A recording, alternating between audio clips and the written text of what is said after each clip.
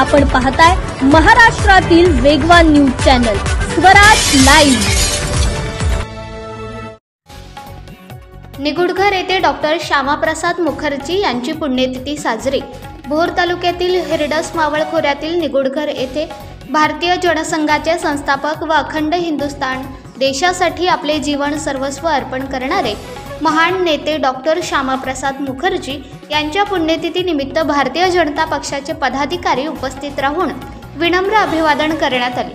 भारतीय जनता पक्षाचे तालुकाध्यक्ष रवींद्र कंक यांच्या मार्गदर्शनाखाली डॉक्टर श्यामाप्रसाद मुखर्जी यांना विनम्र अभिवादन करण्यात आले। या प्रसंगी दत्तात्रय राऊत, अनिल गायकवाड, दत्तात्रय रेणुसे, भाऊ दिघे, अभिमन्यू गाडे, मारुती रेणुसे, रमेश शिंदे, राजू मळेकर, राहुल मळेकर, नामदेव मसूरकर, सूरज चव्हाण, राजेश कुडले, समीर घोडेकर, डॉक्टर आनंदा कंक, बाळू रेणुसे आदीसह ग्रामस्थ उपस्थित होते। स्वराज लाईव्हसाठी पुणे जिल्हा प्रतिनिधी तथा उपसंपादक दीपक पारठे, भोर, पुणे। डॉक्टर श्यामाप्रसाद मुखर्जी हे जनसंघाचे संस्थापक अध्यक्ष होते। त्यांच्या पुण्यतिथीनिमित्त आपण सर्वजण या ठिकाणी एकत्र जमलेलो आहोत। खऱ्या अर्थानं प्रखरवत हिंदू राष्ट्रवादी विचारसरणीचे प्रवर्तक म्हणून त्यांच्याकडे पाहिलं जातं। ज्यांचं देशाच्या अखंडतेसाठी फार मोठं योगदान आहे।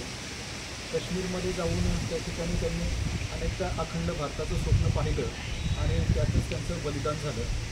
खऱ्या अर्थानं एक शिक्षण क्षेत्रातील व्यक्तिमत्व, मानवतेचा उपासक आणि ज्यांनी बॅरिस्टर ही पदवी इंग्लंडमध्ये संपादन केली होती, असे डॉक्टर श्यामाप्रसाद मुखर्जी यांचं स्वप्न अखंड भारताचं होतं। एक देश, एक झेंडा, एक विधान, असं स्वप्न त्यांचं जे पूर्ण केलं ते आपले देशाचे आदरणीय पंतप्रधान नरेंद्र मोदी यांनी काश्मीरमधील 370वा कलम हटवलं आणि खऱ्या अर्थानं त्यांना आपण श्रद्धांजली वाहू असं या प्रकारचं काम आपल्या पंतप्रधानांनी केलेलं आहे। अशा या मानवतेच्या उपासकाला, शिक्षण तज्ज्ञाला, एका मानवतेच्या उपासक पुन्हा एकदा मी पुनश्च अभिवादन करतो आणि थांबतो।